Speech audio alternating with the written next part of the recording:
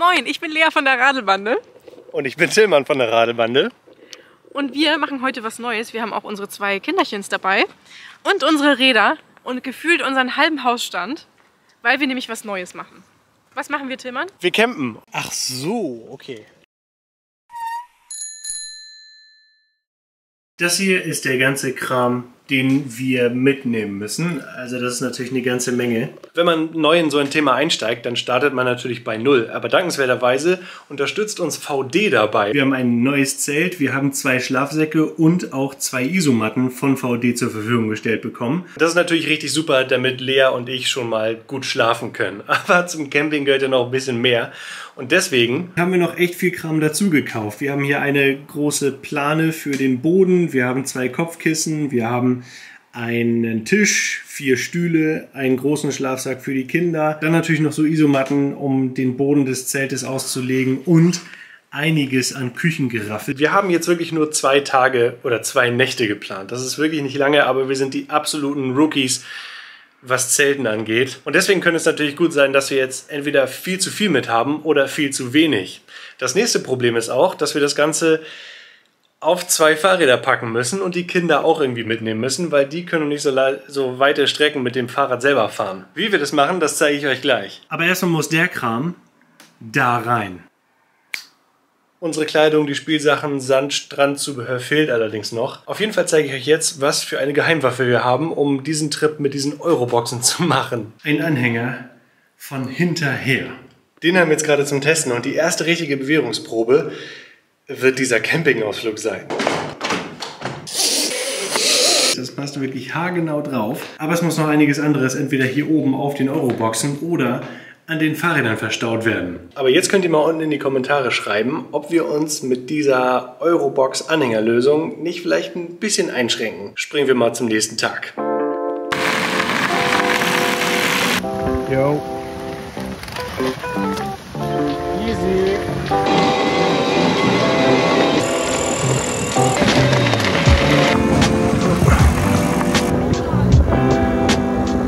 So, was haben wir denn da drin jetzt?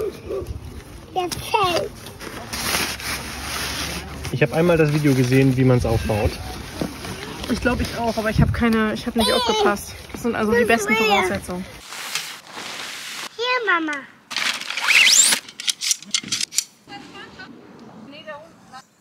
Was müssen wir machen? Das hier ist farbig markiert, das heißt, es muss da rein. So, und dann muss das Orangen in das Orangene. Na, hast du entdeckt, wie es geht? Ja, man entdeckt jedes Mal, mit jedem Schritt entdeckt man mehr, wie es geht. Ja, das Abspannen kommt ja ganz am Ende. Und danach kann ich mich entspannen.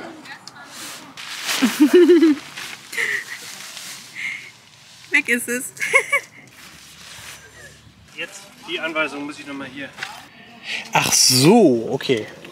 Ah, guck mal. Ich bin gerade ein Licht aufgegangen. Ah, guck an. Wo ist denn der zweite Kollege hier? Ach, da. Ah, okay. Ah. Toll. Ja, toll. Finde ich auch. Und auf der Genau, so, Seite und hier muss man jetzt abspannen. Spann ab. Ich hab nichts zum Abspannen. Eigentlich ist der Boden hier so weich, weil ich habe keinen Hammer. Wir haben ja eigentlich Hochsommer und wenn wir jetzt Dürre gehabt hätten, wäre das hier schwierig geworden. Ja. Ich glaube aber, das kleine Kind hat ein paar Heringe verschwinden lassen. Ja, meinst Ich habe du? nur noch 2, nachdem ich 4 reingesteckt habe. Wir fragen Sie mal. Kleines Kind, wo sind denn die anderen Heringe? Ah, hier ist einer. Okay, einen hat Papa gefunden. Zeigst du uns noch, wo der andere ist? Nein. Danke für die Mithilfe.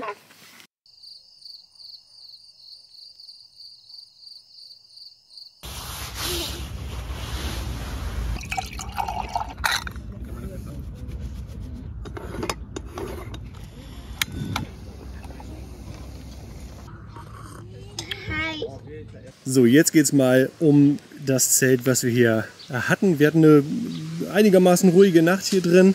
Es war aber insgesamt ganz angenehm. Das hier ist das VD Campo Casa XT 5-Personen-Zelt. Oh, hallo. Welcome to my crib. Hier kann ich hervorragend stehen. Ich habe sogar noch Platz nach oben. Hier ist sogar noch mehr Platz. Ja. Das sieht gerade super aus mit den ganzen Fliegen da oben. Ja, Fliegen sammeln sich natürlich hier richtig schön drin. Da kann man überhaupt nichts gegen machen. Aber dafür ist ja hier dieses innere Zelt da, um die Viecher vom Leibe zu halten. Genau, hier vorne ist schon mal relativ viel Platz. Wir hatten hier eine kleine Decke ausgerollt. Gestern hatten wir hier die Stühle drin stehen abends. Das war echt super angenehm. Warum haben wir eigentlich ein Zelt für 5 Personen? Weil wir hier also wenn man mal ehrlich ist, hätte auch wahrscheinlich ein kleineres Zelt gereicht, aber wir sind 2 Erwachsene und 2 Kinder, ein Kleinkind davon. Die hatten wir hier in der Mitte schlafen lassen. Doppelschlafsack ist schon mal keine Empfehlung mit kleinen Kindern. Nee. Ja, komm herein. Oh. Schuhe aus. Okay. Was man hier jetzt sehen kann, weswegen wir das hier alles offen haben, man kann hier wunderbar Durchzug machen, was gerade auch sehr sinnvoll ist, denn wir haben irgendwie 25 Grad Außentemperatur und hier drin sind gefühlt 30 gewesen. Ja, jetzt ist es ein bisschen weniger. Jetzt haben wir das hier aufgemacht und hier befinden sich auch 2 Reißverschlüsse. Da hatten wir gerade eben Durchzug gemacht. Und was auch super ist, ich kann hier tatsächlich stehen. Und zwar komplett aufrecht, wenn ich mich direkt in die Mitte stelle. Also auch mit 1,96 Meter kann man hier stehen. Das heißt, ich muss nicht die ganze Zeit wie der Glöckner von Notre Dame hier mich umziehen und so. Auch deswegen ist das Zelt so gut. Und beim Boden ist das so, in der Dimension sind es irgendwie 2,20 Meter und in der Dimension von rechts nach links noch länger. Etwas länger sogar noch, sodass auch ich hier super liegen kann, ohne dass mein Kopf und die Füße die ganze Zeit die Zeltinnenwand streichen. Komplett lang, ne? Ja. Ausgestreckt. Dementsprechend habe ich natürlich auch den Schlafsack gewählt, also den Navajo 500 XL. Der ist auch für große Leute hier, wie ich mit 1,96 Meter, richtig gut geeignet. Und den gibt es aber auch in einer kleineren Größe. Genau, ich brauche nicht ganz so einen großen Schlafsack. Ich war damit jetzt heute Nacht super zufrieden. Was ich richtig angenehm finde, ist das Material, weil das sich nicht statisch auflädt und sich echt total kuschelig anfühlt. Und es knistert nicht. Ja, stimmt. Das ist auch richtig angenehm. Hier hat man auch den Vorteil wiederum bei VD, dass es eben viel aus recyceltem Material. Hier ist auch der Vorteil, den kann man komplett auffalten und als Decke verwenden. Genau, das ist jetzt nicht so ein Mumienschlafsack, ne? Und der schließt, was man natürlich auch erwartet, in der Preisklasse sehr dicht ab. Also kein Luftzug oder sonst irgendwas. Wirklich sehr, sehr angenehm. Ich bin sehr positiv davon angetan. Das ist die VD Tour 5L Isomatte. L steht dabei für die Länge, das ist die längere der beiden. Und die ist so mit einem Schaumkern selbst aufblasend. Und da muss man da selber noch ein bisschen weiter noch reinpusten, damit man die komplette Füllung bekommt. Bei Isomatten gibt es halt immer einen Kompromiss zwischen Packbarkeit und Komfort. Wir haben das zu Hause getestet auf unserem Dielenboden, der halt auch ein bisschen nachgibt und das war super angenehm. Hier auf dem Zeltplatz mit der sehr harten Erde unter uns und vor allem auch so einem Boden, war es jetzt nicht ganz so angenehm. Also es ist schon relativ fest. Aber ich bin schon echt dankbar für das Polster, ne? Also es ist schon wesentlich angenehmer als das, was unsere Kinder zum Beispiel zur Verfügung haben. Ja. Die haben nämlich solche dünnen Schaummatten, ganz simpel. So leicht sind, können wir denen das gerade noch antun. Die haben hier auch super gepennt heute Nacht, aber ich möchte darauf nicht schlafen. Da werden sehr wir wahrscheinlich dankbar für meine komfortable Matte. Ja, da werden wir wahrscheinlich auch noch mal ein bisschen upgraden. Das Ding ist, diese Matte hier, das ist so die Mittelklasse. Es gibt noch eine Stufe komfortabler, die ist nochmal deutlich dicker, aber die ist dann auch nicht so klein zusammenpackbar. Also VD achtet ja als Hersteller ganz besonders darauf, umweltfreundlich und nachhaltig unterwegs zu sein und das ist auch gut. Also die Materialien fühlen sich sehr hochwertig an und wir sind sehr glücklich mit der Wahl, die wir da getroffen haben. Ein Faktor, den wir heute Morgen nicht bedacht hatten und auch unterschätzt hatten, war das Kondenswasser. Im Innenzelt war das nicht. Hier sind ja diese Mückengitter und auch hier oben. Da sind die Mückengitter und was da gestorben ist, weiß ich nicht. Sieht echt nicht gut aus. Und wenn es regnet, kommt hier auch kein Wasser rein. Dadurch sorgt erstmal das Außenhautmaterial, aber auch hier unten. Also ich kenne das noch von alten Zelten, dass man da auch so einen Müllbeutel hatte gefühlt.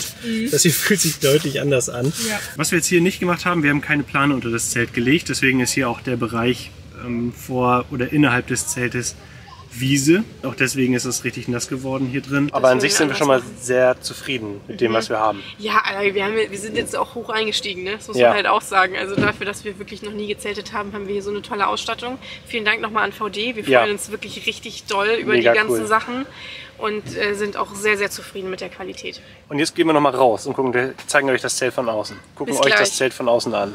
Die Spinne fühlt sich hier auch sehr wohl. Ja. Dieser kleiner Weberknecht. Ja, so das ist jetzt nochmal der Blick von außen auf das Zelt. Es war erstaunlich groß, als wir das aufgebaut haben, oder? Ja, erstaunlich groß, und zwar so groß, dass ich nicht glaube, dass ich das alleine hätte aufbauen können. Gerade wegen dieses Überzeltes hier, also weil man die komplette Plane einmal hier rüber ranken muss. Das hier ist gut und gerne 2,20 Meter hoch da oben. Das kriegt man sicherlich irgendwie alleine hin, ist aber dann schon ein Akt. An sich, also der Aufbau hat jetzt 1 Stunde gedauert, mit mehreren Versuchen, mit ein bisschen nochmal umstecken etc. Wir haben es allerdings auch zum ersten Mal gemacht. Ich schätze mal, beim nächsten Mal wird es eine halbe Stunde dauern. Dafür finde ich 1 Stunde schon richtig gut. Fürs erste Mal Zelt aufbauen, so ein Familienzelt, so ein großes. Ich meine, Vielen Dank. Ja, ne? Das hast du gut gemacht. Hier haben wir dann noch so ein Fenster, das man öffnen kann, um etwas mehr Licht und Luft reinzulassen. Das ist von außen zu öffnen, damit eben auch nichts reinregnet. Das kann man dann hier oben auch so reinwickeln. Hier ebenfalls mit einem großen Mückennetz, das auch wiederum sehr feinmaschig ist. Die einzige Frage wird sein, wie gut kriegen wir das wieder zusammen? Das werden wir morgen testen. Und vielleicht lassen wir das dann auch im Video, wie einfach das geht. Ja, wobei wir haben morgen wahrscheinlich erschwerte Bedingungen, denn es soll regnen. Auf jeden Fall versuchen wir vorher bevor es anfängt zu regnen, das drin zu haben, sodass wir dann wenigstens im Regen nach Hause fahren können. Unsere weitere Ausstattung besteht dann hier aus dem kleinen Campingtisch von Decathlon sowie 4 dieser Stühle, die sich auch als sehr praktisch herausgestellt haben. Die lassen sich sehr klein zusammenfalten und sind auch bequem. Wir haben jetzt das Setup mit dem Multitinker und dem Anhänger und auch gerade dieses System mit den Euroboxen. Wie würdest du das bewerten? Also das finde ich richtig super, weil einmal kann man hier so richtig Geräuschkulisse. Einmal kann man hier so richtig angenehm stehen. Ja. Man kann es super stapeln, vor allem ja auch, weil das Maß perfekt ist für den Hinterheranhänger. Ja, stimmt. So ein Eurobox-Maß. Wir könnten hier locker noch 2 Kisten drauf packen, wenn wir das wollten. Ja. Haben wir aber nicht. Also wir haben jetzt hier insgesamt 4 Boxen, soweit ich weiß. 4 Boxen auf dem Anhänger und noch eine hinten auf dem Multitinker drauf. Genau, die haben wir tatsächlich auch benötigt. Aber man kann das eben so hoch aufbauen, wie das für einen praktikabel ist. Und das finde ich echt richtig gut. Wir haben jetzt eine Box mit unseren Küchenutensilien ausgestattet, eine Box mit den Matten und Schlafsäcken. Was hatten wir noch? Wir hatten noch eine Box mit den Schlafsachen, Kissen und so. Wir haben jetzt eine der Boxen verwendet, um da unsere Kleidung reinzupacken, was auch richtig gut ist, denn die wäre sonst heute Morgen durch das Kondenswasser komplett nass geworden. Ja. Und das ist was wir ja vorher überhaupt nicht berücksichtigt haben oder woran wir gar nicht hätten denken können, weil wir keine Erfahrung haben. Aber so konnten wir das einfach da reinpacken, Kiste rein und schön trocken alles und haben sogar noch einen kleinen Tisch da drin. Also die Euroboxen, das ist echt eine super Sache. Ja, die Alternative wäre natürlich alles in Packtaschen zu tun oder in irgendwelche anderen Säcke, die man dann verzurren könnte. Man könnte natürlich auch auf diesen Anhänger so eine große Duffelbag draufschnallen, weil diese Euroboxen natürlich vom Maß dann schon relativ beschränkt sind. Etwas, was 62 cm lang ist, kriegt man nicht in diese Box rein. Das ist dann irgendwie schon teilweise ein bisschen unpraktisch. Insgesamt hat sich das aber schon echt gelohnt. Ja, und ich würde sagen, das war's, ne? Wie wir das eingebaut haben und wie wir nachher zurückkommen und ob wir das wieder machen würden. Ja.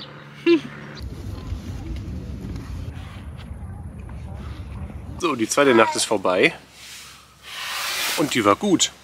Wir haben uns heute Nacht so ein bisschen was unter den Rücken gelegt, beziehungsweise unter den Kopf, unter die Isomatte, und das hat es echt gebracht. Und wir haben jetzt in der Mitte geschlafen. Jetzt kommt leider eine Regenfront, sodass wir ein bisschen Feuer unter dem Kessel haben, dass wir das alles hier einräumen können und alles irgendwie eingepackt haben.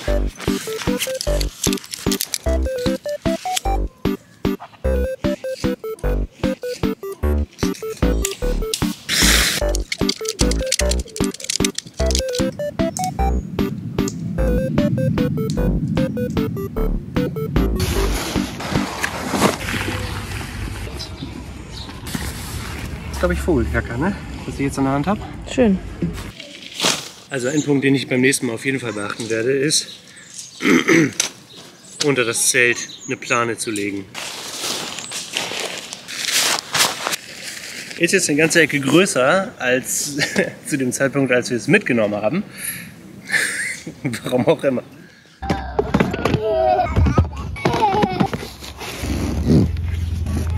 So. Wir sind abreisebereit. Die Fahrräder sind gepackt, die Kinder sitzen drauf. Ich habe vergessen, die Ladegeräte oder das Ladegerät einzupacken und jetzt mal sehen, wie viel Reichweite wir noch haben. Wir haben etwa 18 Kilometer Strecke, allerdings mit dem Anhänger hinten dran könnte das so ein bisschen schwieriger sein. Und bei Lea ist das so ein bisschen Wundertüte. Dein Handy ist nicht mit dem Gerät verbunden, aber hier sind noch 3 von 5 Strichen, also das sollte eigentlich gut funktionieren für 18 Kilometer. Na, mal sehen, wann es regnet. Aber wir sind frohen Mutes, oder? Ja, Laune ist gut. Das bisschen Regen.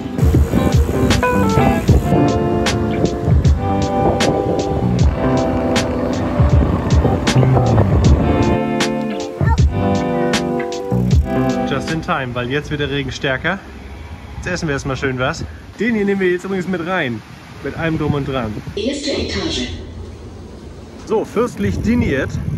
Und jetzt noch 14%, um nach Hause zu kommen. 20 Minuten später. 5% Restakku, muss jetzt noch einen Berg hoch. Also Lübecker Berg, aber trotzdem Berg. Alle. Ich habe noch 25, schätze ich. Also ich habe leicht reden, aber ich bin ja auch nicht diejenige, die den Akku vergessen, also die das Ladegerät vergessen hat. Ja. Ne? Von daher muss er jetzt leiden. Und ein letztes Aufbäumen im Sportmodus. So wäre es gewesen, wenn ich das Ladegerät dabei gehabt hätte. Ja, da sind wir wieder. Das war unser allererster Campingtrip mit dem Zelt und Fahrrad. Und wir haben es wirklich gerade so nach Hause geschafft. Ja, genau. Warum das so ist, habt ihr jetzt ja gesehen. Muss ich jetzt ja nicht nochmal sagen. Danke. Also wir würden es auf jeden Fall wieder machen. Es hat uns richtig gut gefallen. Wir brauchen allerdings echt noch ein paar Tipps von euch vor allem. Also wir möchten gerne wissen, was sind eure 3 Camping-Must-Haves, auch gerne mit Kindern. Ja. Was braucht man so? Habt ihr irgendwelche richtig guten Tipps an uns? Dann gerne her damit. Schreibt es mal in die Kommentare. Genau, wir freuen uns darauf, uns mit euch auszutauschen. Wenn euch das Video gefällt, dann lasst einen Daumen nach oben da. Und wenn ihr dabei sein wollt, wenn die Radelbande das nächste Mal auf Tour ist, dann abonniert den Kanal. Tschüss. Bis dann. Bis dann.